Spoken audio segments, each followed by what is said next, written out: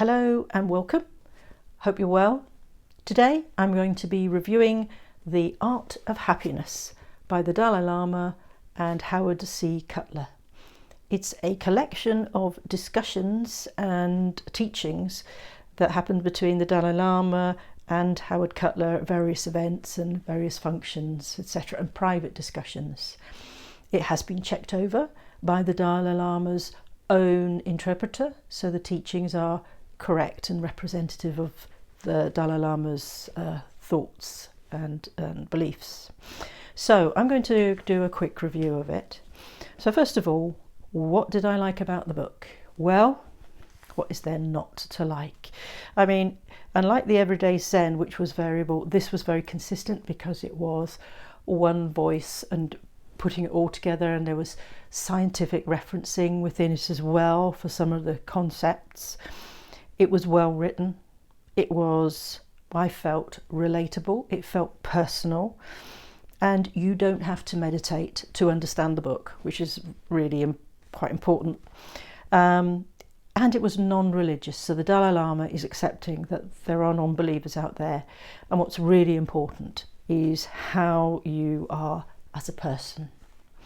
There was some great revelations, stories, great human truths, and the Dalai Lama is treated with appropriate reverence, of course. What did I not like, if I were being picky? And it's really hard. The challenge of the book was that it covered a lot of ground, so it's a challenge for me to summarise it, but I'm just going to pick out some of the bones from it. But there will be something for everyone, so I didn't really find anything I didn't like. And they covered who we are, hatred, compassion, suffering, self-confidence, pain and change, amongst many other things. It was a very upbeat book. As you'd imagine, The Art of Happiness, it's going to be upbeat. But there were just one or two points where the Dalai Lama found it hard to relate to the human condition. And he's been meditating and considering things for most of his life, but there were some things he found difficult to understand, and he was more than honest about it. He doesn't have the answers for everything, which is a good thing. What did I learn from it? The overall Buddhist philosophy was one of contentment and happiness as a right for everyone, and that's achieved by your positive state of mind and your compassion or engagement with others and humanity. What core concepts did he cover? Well, there were loads in there. I'm going to just pick out a few. I'm going to go through them now. The purpose of life is to seek happiness, and happiness can be achieved by training the mind. And happiness is more often than not determined by one's state of mind. For instance, how we compare ourselves with others, and how we perceive our situation. Happiness versus pleasure, he talked about. So true happiness relates to the mind and the heart.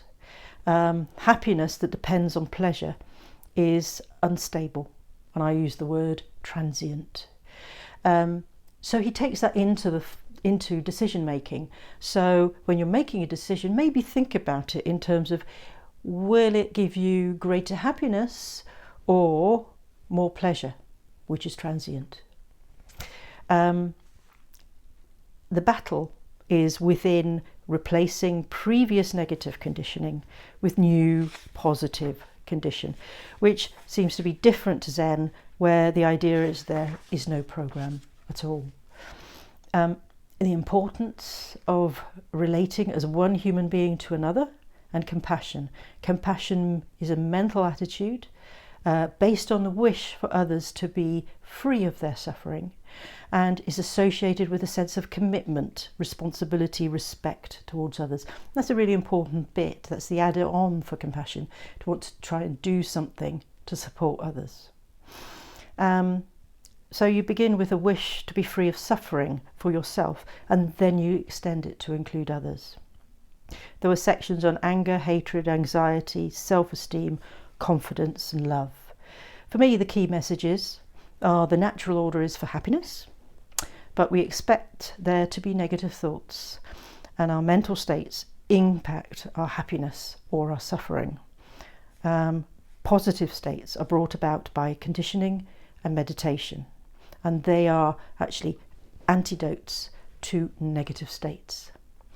Would I recommend this book, and to who? Well, adults, certainly. There is some heavy stuff in there, but there's loads more in there that I can cover off in this video.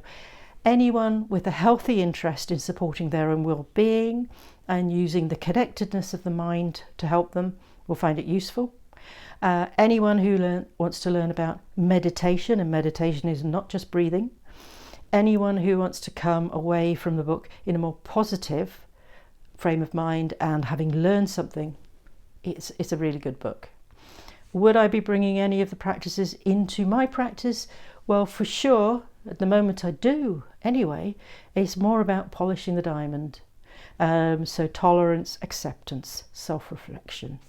And we all desire happiness.